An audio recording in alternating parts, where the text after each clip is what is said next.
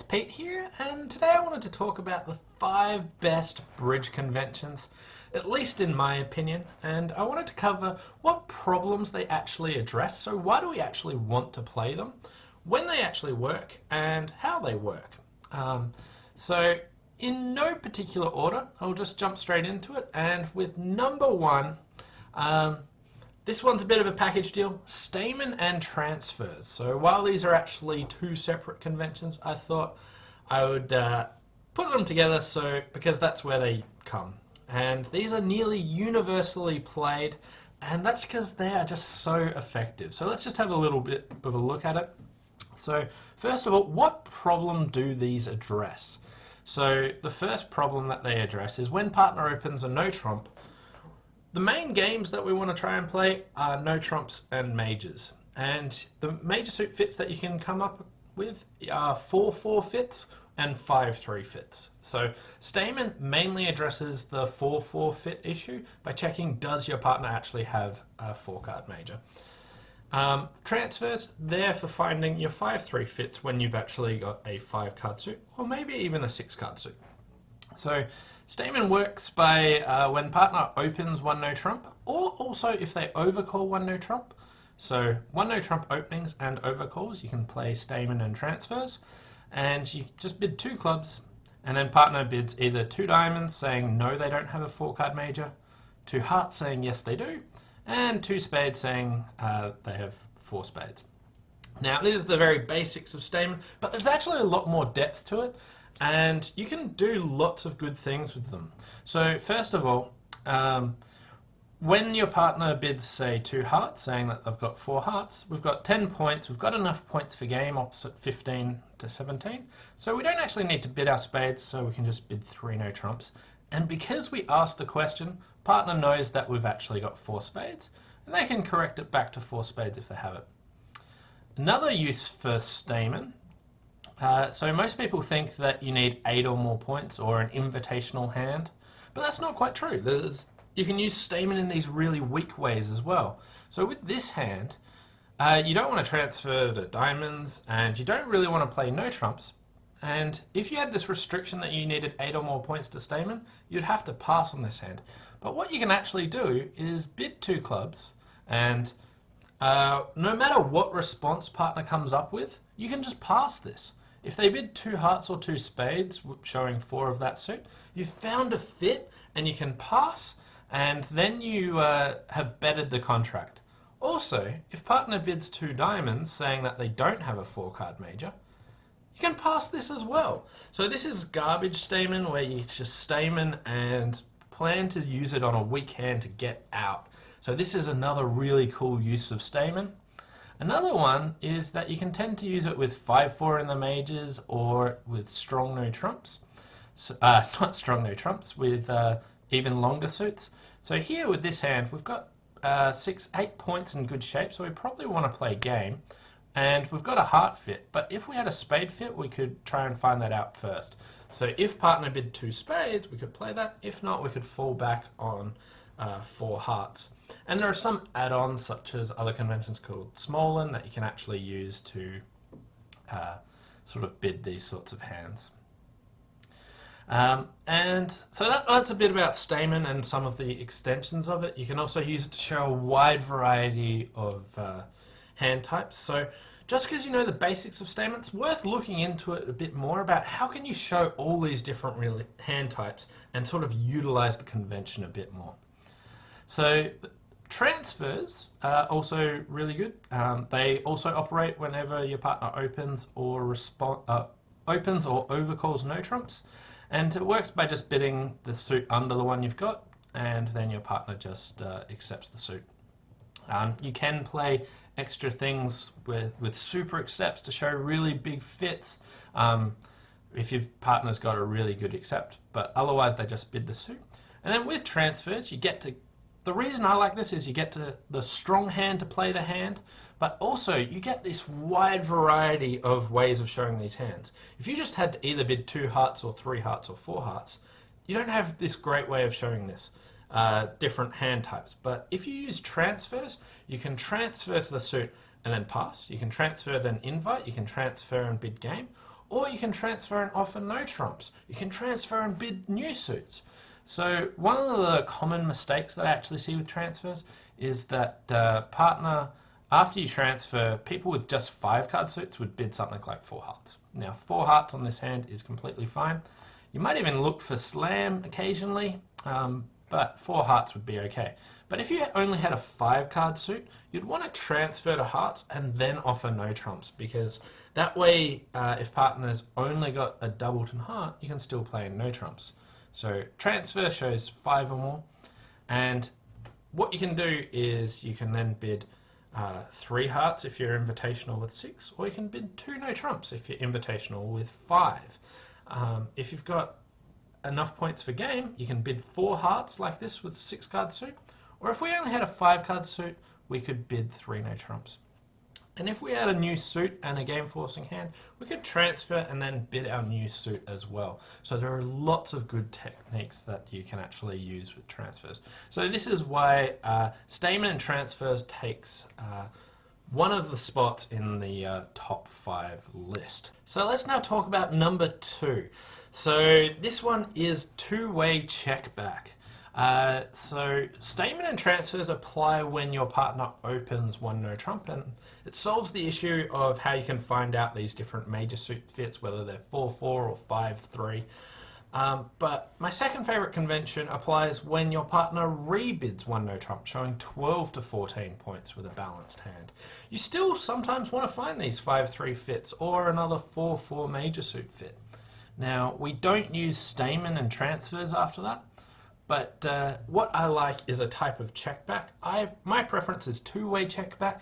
There's lots of different ones, such as new minor forcing or simple checkback, where you just use 2 clubs as the bid, where you try and elicit some more information. If you play these, that's fine. The general thing that you want to do is play some sort of convention after your partner rebids one no trump as the opener, and to be able to find out, do we have a 5-3 major suit fit, or do we have a different 4-4 major suit fit? And also you want to distinguish between weak, invitational, and game forcing hands. So let's jump into it and have a quick look at what two-way checkback does. So here, let's say we've got this hand with 11 points and 5 spades. So our partner opens 1 diamond and we bid 1 spade, and partner bids 1 no trump. So at this stage, we've got 11 high card points and partner showing 12 to 14. So we're invitational. Also, if we have a spade fit, we probably want to play in game. Now, I'm not passing here. If you don't play any conventions here, it's tough to find your 5-3 spade fit, but you could just bid your new suit. But you need to be able to distinguish between weak hands and strong hands and invitational hands. And you want to find these fits, so you want to combine those two things of sorting out those point ranges and also finding your fits. So the way two-way checkback works is that it uses 2 clubs to say partner bid 2 diamonds, and it basically is used for any invitational hand or a hand that just wanted to play in 2 diamonds. But basically you start with 2 clubs, and this says I had an invitational hand. When partner bids 2 diamonds, we can then bid either 2 spades to say we've got spades, or we could bid 3 clubs if we wanted to say we're invitational with spades and clubs. So you can sort out those different invitational hand types, but it uses 2 clubs to say I have an invitational hand. If instead we had a game forcing hand, instead of bidding 2 clubs, we would start with 2 diamonds. Now this is actually one of the tricky ones that causes issues, because partner opened 1 diamond. So if you're asleep at the wheel, partner thinks that you're just raising diamonds. So this is, if you're learning this convention, this is the main sort of auction you want to pay attention to. Do not pass this because it's artificial and game forcing.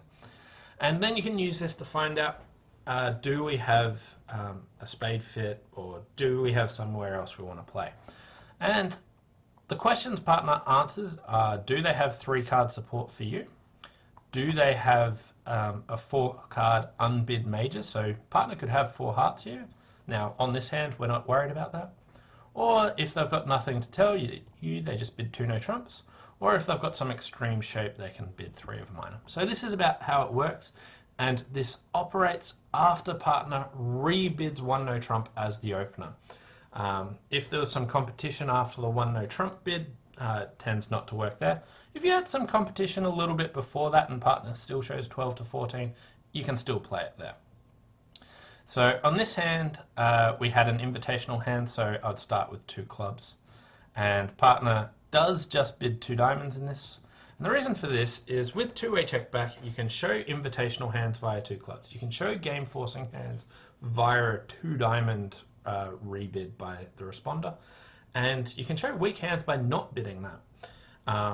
And you can also get out in 2 diamonds. So the only thing that we're giving up is the ability to try and play in 2 clubs. So really powerful convention, little bit of complexity there, but I really like this one.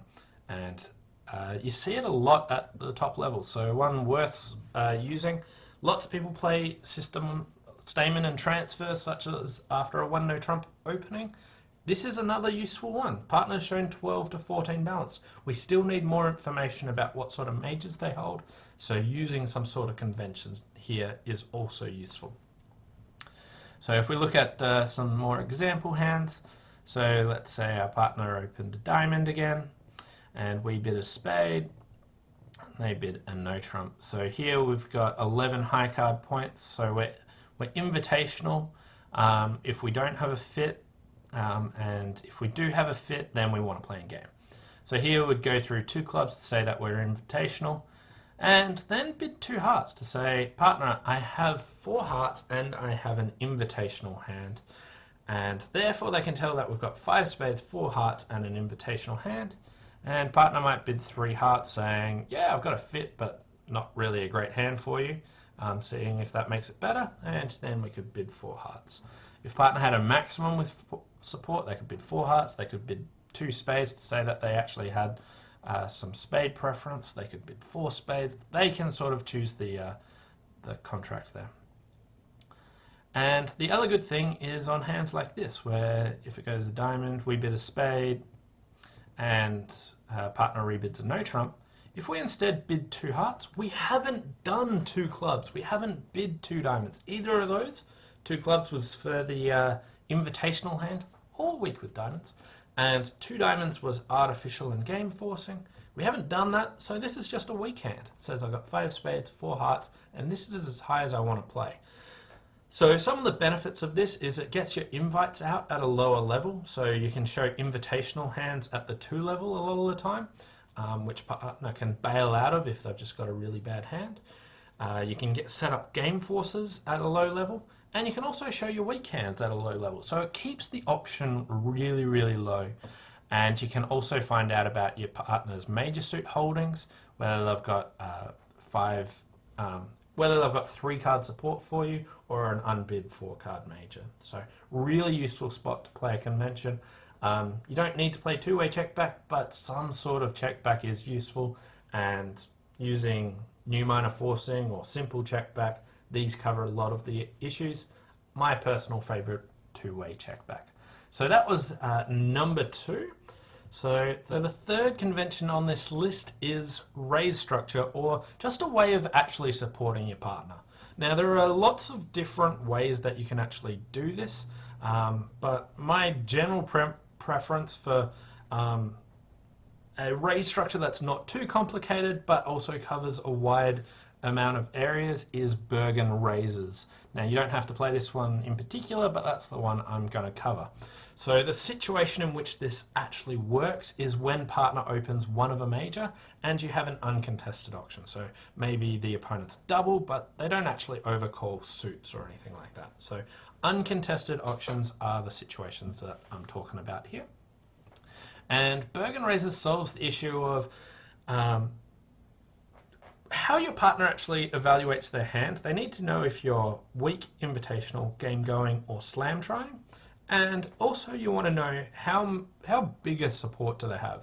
Do they only have 3 card support, or do they have 4 card support? Because there are some hand types that play really, really well when you've got a bigger fit. Whereas if you've only got an 8 card fit, maybe you don't stretch as much. So Bergen Raises really trying to affect or impact this decision by giving your partner lots of information. And the way it does this is when partner opens one of a major, it uses all the bids from 2 of that major all the way up to 3 of that major to describe different hand types. So let's jump right in and see how these actually work. So I'll just run you through them in order what they actually show. So if you just bid 2 hearts or do a simple raise, then that's just 3 cards with 6 to 9 support. If instead you jump in the other major, so a heart, 2 spades, or 1 spade, 3 hearts, this typically shows 3 card support with 10 to 12 points, so invitational. If you bid 2 no trumps, this is game forcing with 4 card support. Now if you jump to 3 clubs, this shows 4 card support with 6 to 9 points. And if you jump to 3 diamonds, this shows 4 card support with 10 to 12 points.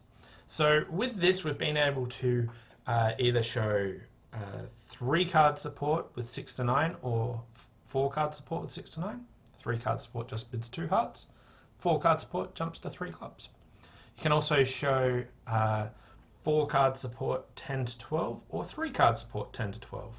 So 3 card support jumps in the other major, so 1 heart, 2 spades, or 1 spade, 3 hearts. And you can also show 4 card support, 1 heart or 1 spade, and you jump to 3 diamonds. You can show game forcing 4 card support by jumping to 2 no trumps directly. So 2 no trumps is really good for setting up that sort of slam potential auctions, and you start this forcing auction at a really low level, and you can find out more information about your partner. Like people that don't know their raise structure, I see auctions like this where 1 heart, 4 no trumps, and this auction just annoys me so much because you've just used up so much space and all you're doing is asking about aces. So you really want ways to set up forcing auctions in slams. So knowing your raise structure and being able to support your partner is really, really important. So Bergen Raises uses those different bids to describe different hands. The one that isn't quite covered in Bergen Raises in those bids is when you've got 3 card support and a game force, and for that you would usually start with just bidding a new suit and then supporting your partner later. And it depends on if you're playing standard or 2/1 how you actually do this. If you're just playing standard, you tend to need to actually jump or bid 3 hearts or something like that at your second opportunity. Okay, so on this hand we have 13 high card points and 4 card support, so we're game forcing with 4 card support. So we jump to 2 no trumps to show 4 card game force, and there's lots of different convention or continuations that you can do after this, but the simplest one that responder does or opener does is they just bid a new suit with a shortage. So if they've bid 3 clubs, they've got a singleton club. If they're minimum with 4 card support, they can bid 4 of that suit. If they've got a little bit of extras, they can bid 3, and also they could bid 3 no trumps. So they're just very, very basic continuations. I like a little bit more complicated ones, but I'm not going to delve into that just here. So looking at this hand, if partner opens 1 heart on this one, we've got 4 card support and 10 points and 2 doubletons. So this hand's worth 12 points. So we could start with 3 diamonds, 4 card support, 10 to 12 points. If we had this one, here we've got 16 high card points. So here if partner opens 1 heart, we would bid 2 no trumps on this one as well. And this is a hand where we probably want to investigate slam, but if partner's minimum, we don't want to. And if you didn't know how to show 16 or more points, this is the type of auction that I see people rush to 4 no trumps and really, really dislike. So much prefer sort of having a raise structure where you know how to actually support your partner. So I think that's really, really important. And one more example. So here we've got 7 points with 4 card support when partner opens 1 heart. So here we would jump to 3 clubs and show 4 card support 6 to 9 points. And this frees up a couple of other types of support. So if you had a really weak hand, you could jump to 3 hearts, and this is like weaker than the 3 club bid with 4 card support. And if you bid 4 hearts, this typically shows 5 card support and a really weak hand, just sort of jamming the opponents up. So by playing these different raises, it frees up 3 hearts and 4 hearts to be different types of raises that you can use more preemptive style. So I really like a raise structure. You don't need to play this particular one, but you need to know, how do I distinguish my different sort of length, and how do I distinguish different weak invitational game going or slam trying, and how do I actually follow on from that. So that was my number 3 pick, raise structure. The one I highlighted here was Bergen Raises. So number 4 is Roman Keycard. Okay, so Roman Keycard is a convention that will allow you to find out, basically it's the last stop. You're about to go to slam, and you just want to check that you're not off 2 aces, or more importantly 2 key cards, and there are 5 key cards, the 4 aces and the king of trumps. So if you're missing 2 of these cards, it's really hard to make slams. So you use Keycard as a last resort to say, I'm about to bid slam, but I just wanted to do a final check here. Do we have enough of the key cards? Do we have enough aces and the king of trumps? And you're allowed to be missing 1. This is something that sort of, you see a mistake like this come up a lot. People rush to bid 4 no trumps, they find out they're missing a key card, and then stop at 5. Whereas you use Keycard to say, I'm going to bid slam unless we're missing 2. You're allowed to be missing 1 key card, but not 2. So you use Roman Keycard to find out, are you missing 2 key cards? If not, you're going to be bidding slam. So that's what it's there for. Roman Keycard also has a little bit of extra complexity, so you can find out about a relevant card. Now, you can't always find out about it, but the queen of trumps can be relevant to whether or not you want to go on to slam or not. So let's look at how these actually work. So we'll just set up a couple of auctions. So let's say it goes 1 heart and partner using Bergen Raises bids 2 no trumps. We have 17 points, balanced hand, few extras. We could bid 3 hearts or 3 no trumps. Either would sort of describe this hand. And partner now bids 4 no trumps, asking for key cards. So at this stage, the way Roman Keycard works is you count how many key cards you have. So the 4 aces and the king of trumps. And the responses are, well, there's 2 ways to play it. The way I like to play it is 1430. The responses I like are 5 clubs shows 1 or 4 key cards. And partner can usually tell, based on your prior auction, what you've got. If instead you bid 5 diamonds, this would show 0 or 3 key cards. And there's always a 3 key card discrepancy between the 2 options, because partner should be able to tell by your prior actions whether you've got 0 or whether you've got 3. So here, if you show extra points, then they know that you're not going to have 0 key cards. And then it leaves 5 hearts to show 2, and also 5 spades to show 2. And what we use these for is also highlighting the relevant card. So 5 spades shows 2 key cards and the queen of trumps, that relevant card of the queen of trumps. So that's the bid I'd have on this hand. Whereas if I didn't have the queen of hearts, I would bid 5 hearts, which says I've got 2 without the queen of trumps. So just repeating, 5 clubs, 1 or 4, 5 diamonds, 0 or 3, and then 5 hearts, 2 without the queen, 5 spades, 2 with the queen. And you can follow this up by having bids like that aren't the trump suit, like this, to say, hey, do you actually have the queen of trumps? So if you don't go back to the trump suit, you can still ask about that relevant queen. And the way keycard usually works is you just bid it at the lowest level to say, no, I don't have it, or you bid 6, or you bid something else if you do have it. So returning to the trump suit says no. So a couple of different things. With Roman keycard, this is the way I like to play it, with 5 clubs showing 1 or 4.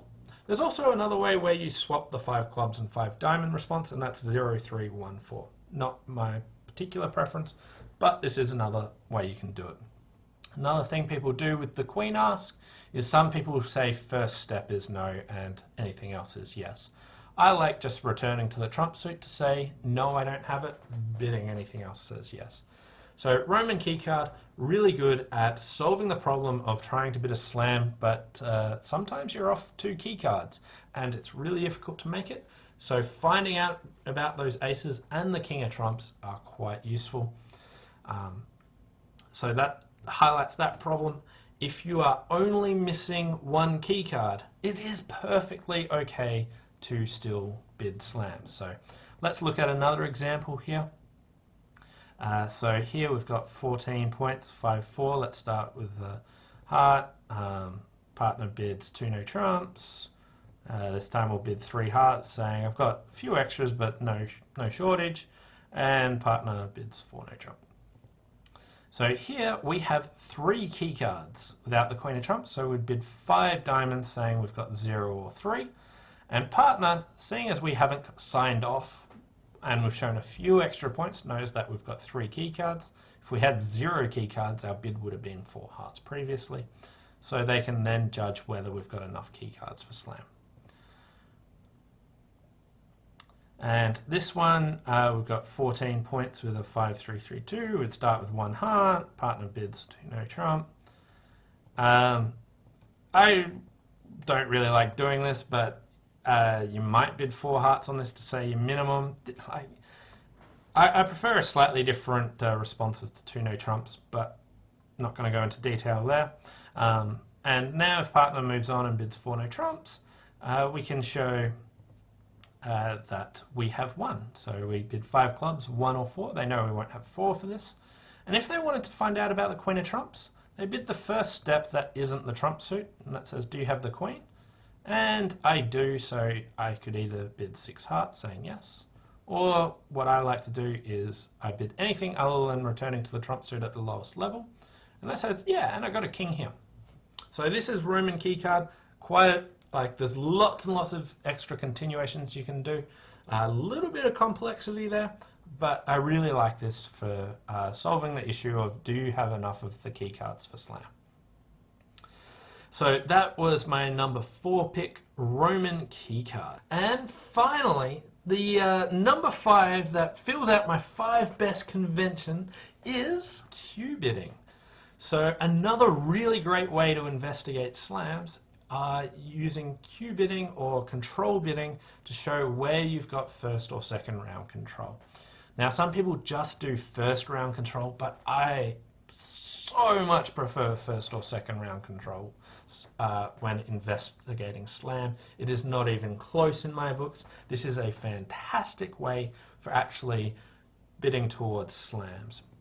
So how it actually works is once you've shown a fit and you have gone past, if it's a major suit fit, gone past 3 of your majors, so you can no longer stop out of game, bidding a new suit says I have first or second round control in that suit. And if you bypass that suit, it says I don't have that. And if you bid a different suit, you can use this inferences to work out whether partner's got an ace, a king, a singleton, or a void in that specific suit. Now the reason that this is so useful and is an area that people can improve on vastly is just like Roman keycard is for investigating slams to make sure you're not off 2 aces, which the opponents can take, cue bidding prevents you being off the ace-king in any one suit. It's another just sort of like stop-gap measure to make sure you don't just bid a slam missing like the ace-king in any one suit. So let's look at how this actually works. So we'll bring up those last 3 hands again and talk about them again. So let's just say that it goes 1 heart and for whatever reason partner bids 3 hearts. We'll just use simple bidding rather than the Bergen Raises. You can still use them after Bergen Raises anything past 3 of your major. If you bid a new suit, it says I got first or second round control. So here, if I bid 3 spades, it says I have first or second round control in this suit. I have the ace, the king, a singleton, or a void in this suit. And then partner bids the cheapest one they've got.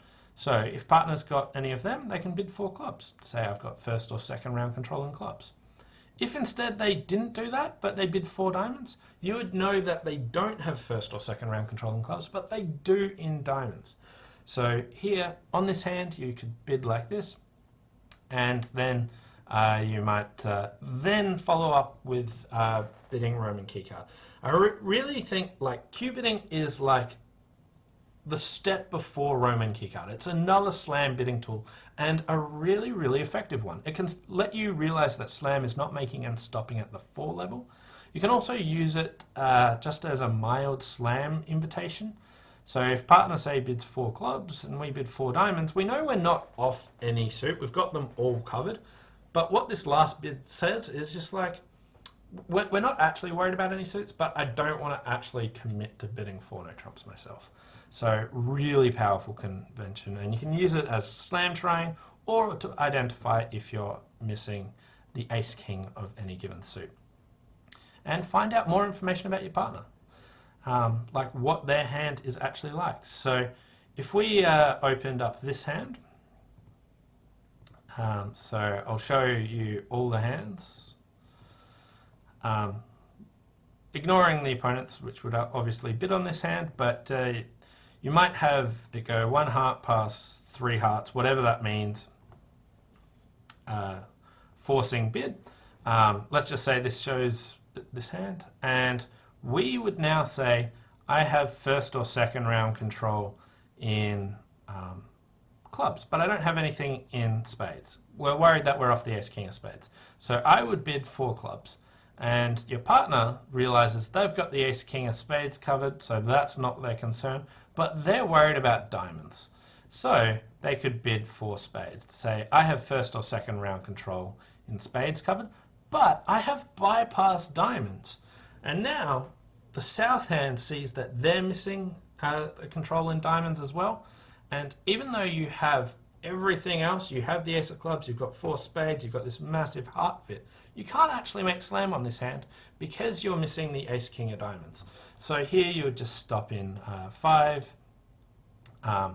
and stop you actually just bidding a slam that wouldn't actually make. Now 5's a little bit too high on this hand, but there are other ways that you can use it. But you can see that missing an ace king of any given suit is really important, and you could use cue bidding to make sure that you don't get too high. Now on this hand, you probably wouldn't actually be investigating slam that much because neither hand has quite enough points to actually do that. Or if the north hand had swapped their spades and their diamonds, such as they didn't have spade control, they could just stop in 4 hearts because they know they're missing the ace king of spades and just prevent these auctions. So cue bidding is a fantastic convention and clearly deserves to be in the top 5, and I really think first and second round controls are important. So just one more example here. Let's say it goes 1 heart past whatever 3 hearts can be. Reminder, cue bidding happens anytime you are past 3 of your major and you are interested in slam, because you can no longer stop in game. If you were just interested in game, you'd just bid it. But here we can bid 3 spades to say I've got first or second round control in spades, and then your partner can bid 4 clubs to say I've got first or second round control in clubs, and then we would bid 4 hearts to highlight we don't have diamonds. And if partner was genuinely interested in going on further, they would check that they have that diamond control and then move on. So how cue bidding works, quick recap: anything past 3 of your major, you bid a new suit to say I've got first or second round control in it. You bid the cheapest one that you actually have, and if you bypass it, it says I don't have it. And fantastic tool for investigating slams. You can use it for just inviting slams if you show all the cue bids but don't commit to going further. And you can use it to find out if you are missing an ace king in any given suit. So these were my 5 best conventions in my opinion.